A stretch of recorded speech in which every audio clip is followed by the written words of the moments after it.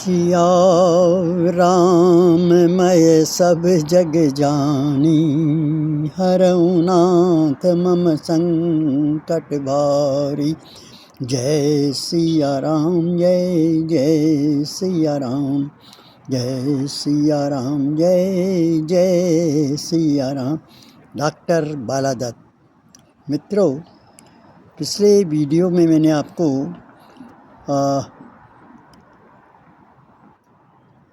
श्री राम जी द्वारा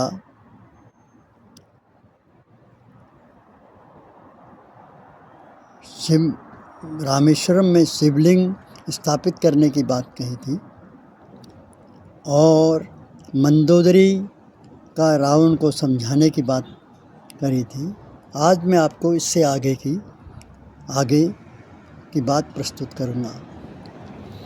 जब रावण ने अपनी पत्नी मंदोदरी की बात को उसको नहीं माना, तो फिर वो अपनी राजसभा में पहुंचा तो उसने अपने मंत्रियों से पूछा और मंत्रियों ने उसको बिल्कुल सामान्य रूप में लिया और कहा कि हम तो बड़े बड़े योद्धाओं को हमसे हरा दिया, ये बंदर हैं, इनको तो हम खा ही जाएंगे।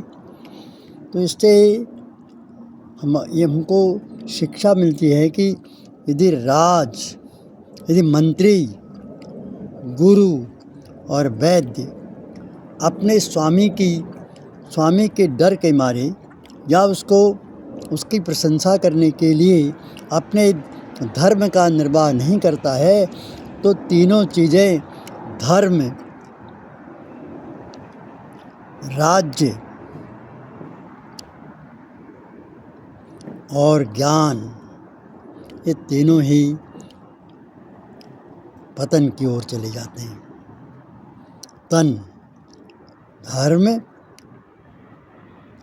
राज्य और तन, ये तीनों का गुरु, वैद्य और मंत्री, इन तीनों का संबंध इन तीन चीज़ों से है।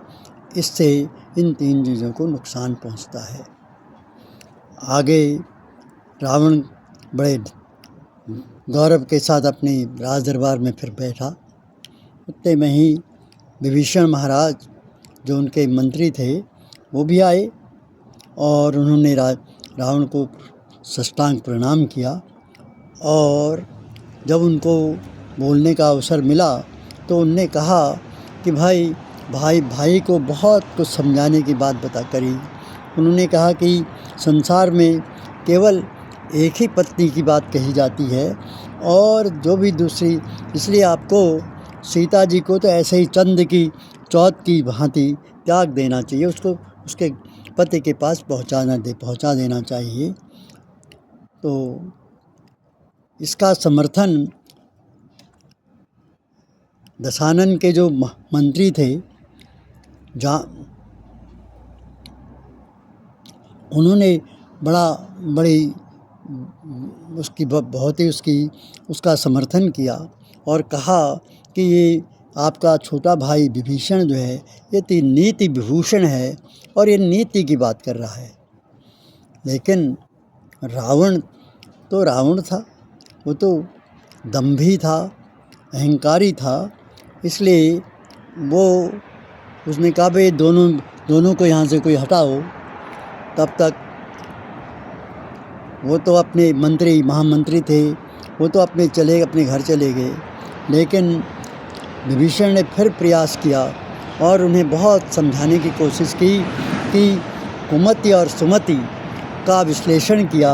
कहा जहाँ सुमति होती है वह धन संपत्ति सुख वैभव फैलता है और जहाँ विपत्ति होती है वहाँ विनाश अपना तांडव नृत्य करता है।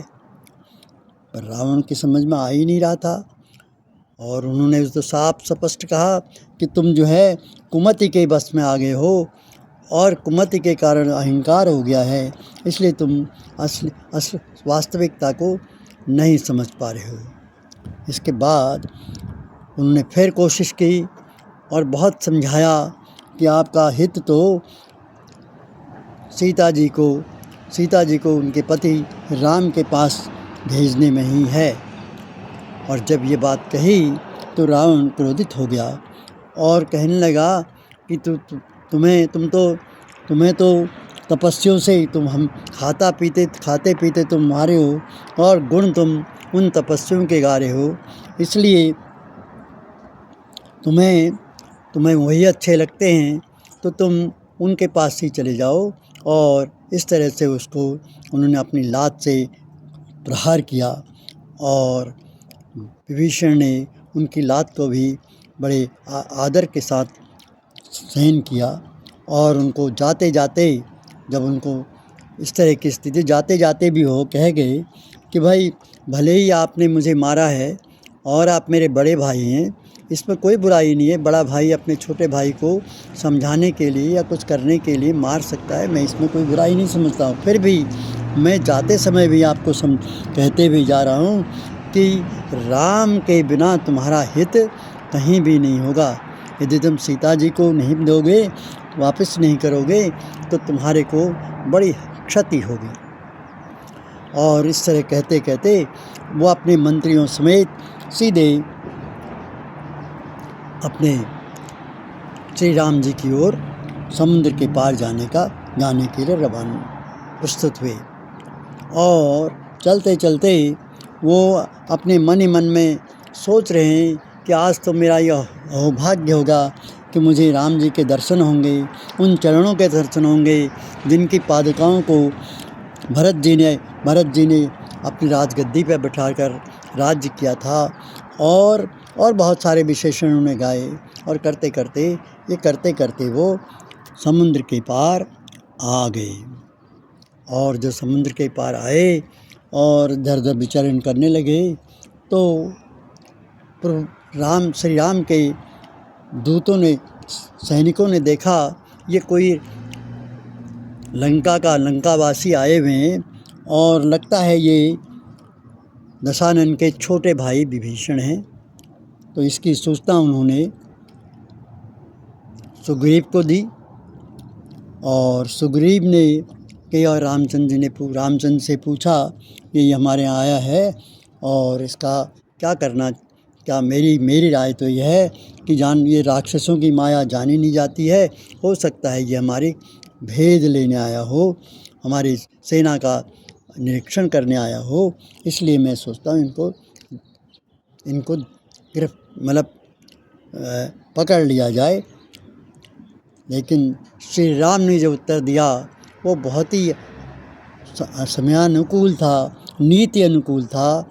और नीति अनुकूल होने के कारण वो उन्होंने कहा नहीं, मैं ये जैसे भी आया हो मैं इसको उनके बीच में रावण और श्री राम और सुग्रीव के बीच में ये वार्तालाप हुआ, वो आगे आपको बताऊंगा।